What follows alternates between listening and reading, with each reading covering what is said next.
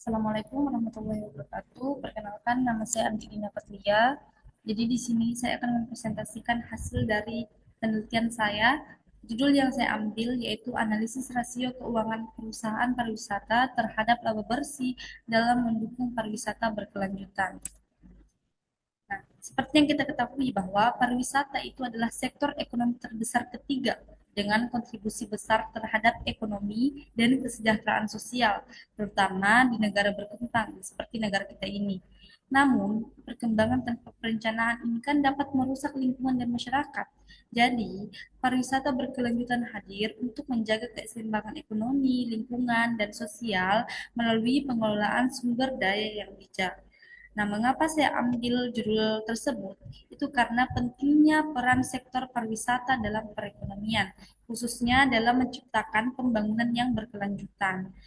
Nah, dalam penelitian saya menganalisis rasio-rasio keuangan perusahaan yang mana menjadi langkah strategis untuk mengukur kinerja keuangan dan efisiensi pengelolaan sumber daya. Salah satu indikator utama dalam penelitian saya yaitu adalah laba bersih, yang mana mencerminkan kemampuan perusahaan untuk bertahan dan berkontribusi terhadap ekosistem pariwisata berkelanjutan.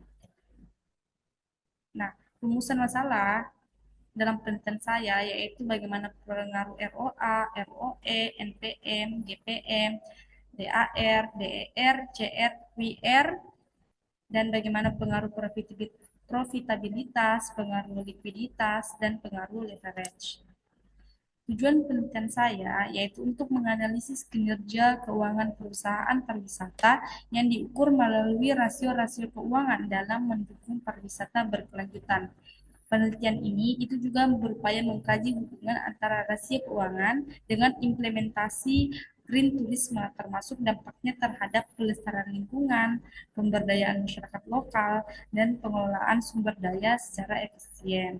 Nah, selain itu, untuk mengevaluasi sejauh mana sih rasio-rasio keuangan ini dapat mencerminkan efisiensi, stabilitas, dan kemampuan perusahaan dalam mendanai aktivitas ramah lingkungan serta memberdayakan masyarakat lokal.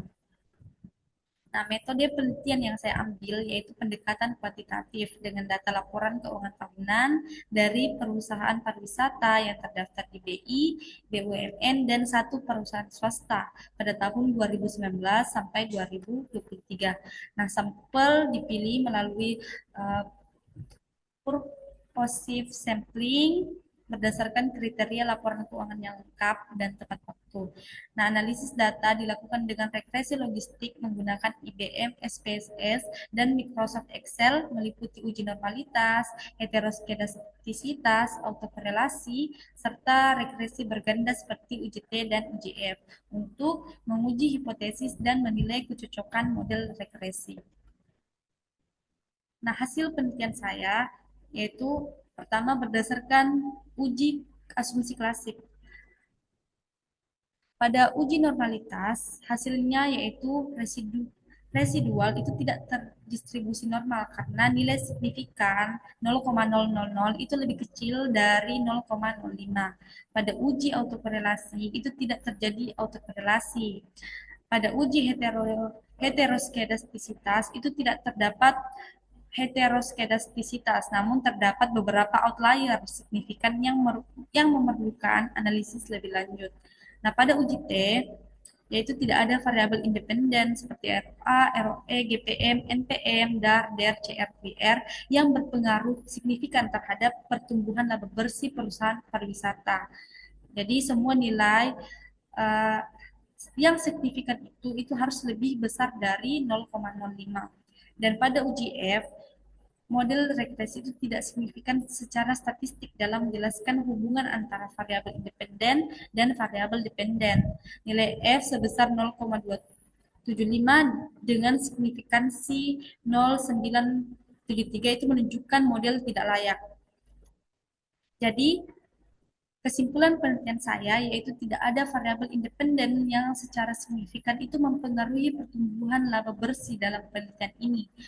Model regresi itu tidak cukup baik untuk menjelaskan hubungan antar variabel sehingga diperlukan evaluasi lebih lanjut serta pemilihan variabel yang lebih relevan, transformasi data atau metode analisis alternatif. Nah, jadi ini adalah sumber-sumber referensi penelitian saya.